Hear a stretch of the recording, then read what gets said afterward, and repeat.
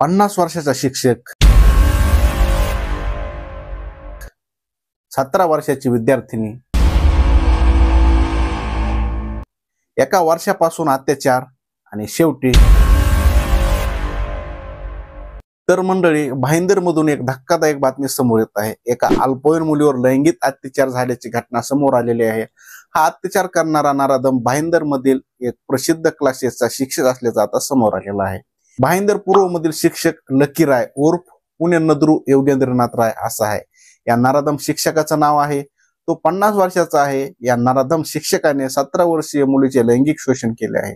या प्रकरणी नौवर पोलीस ठाण्यामध्ये गुन्हा दाखल करण्यात आलेला आहे। हा नराधम शिक्षक 2024 पासून सलग या मुलीवर अत्याचार करत होता।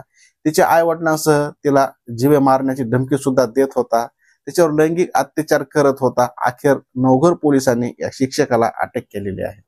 भाईंदर मधील एका खासगी क्लासेस घेणाऱ्या शिक्षकाकडून अल्पवयीन मुलीवर लैंगिक अत्याचार केल्याच्या घटनेने खळबळ उडाली आहे।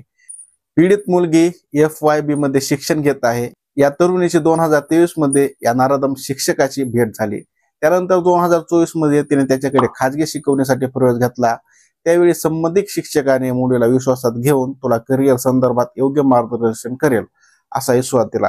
त्यानंतर संबंधित मुलीचे लैंगिक शोषण केले। आपण जे करतोय हे जर तू तुझे आई वडिलांना सांगितलं तर आई वडिलांसह तुला जीव मारण्यात येईल अशी धमकी त्याने त्या मुलीला दिली। आणि अशा प्रकारचा अत्याचार, लैंगिक शोषण हा नराधम शिक्षक अशा मुलीवर करू लागला। आणि एकच मुलगी नाही तर आता जवळपास याने अशा कित्येक मुलीला त्यांच्यावर लैंगिक शोषण केलं असेल हे सुद्धा तपासात येणं गरजेचं आहे। त्यामुळे भीतीपोटी मुलीने आपल्या कुटुंबातील सदस्यांना याची माहिती दिली नाही। ते अत्याचार सहन करत होते। जवळपास वर्षभर हा सर्व प्रकार सुरू होता। पुढे ते तिला सहन करण्याच्या पलीकडे गेले। अखेर पीडित मुलीने कुटुंबातील सदस्यांना या घटनेची माहिती दिली। कुटुंबियांना हे समजताच त्यांच्या पायाखालची वाळू सरकली। त्यांनी शनिवारी संबंधित शिक्षकाच्या विरोधात पोस्को अंतर्गत नवघर पोलीस ठाण्यामध्ये गुन्हा दाखल केला।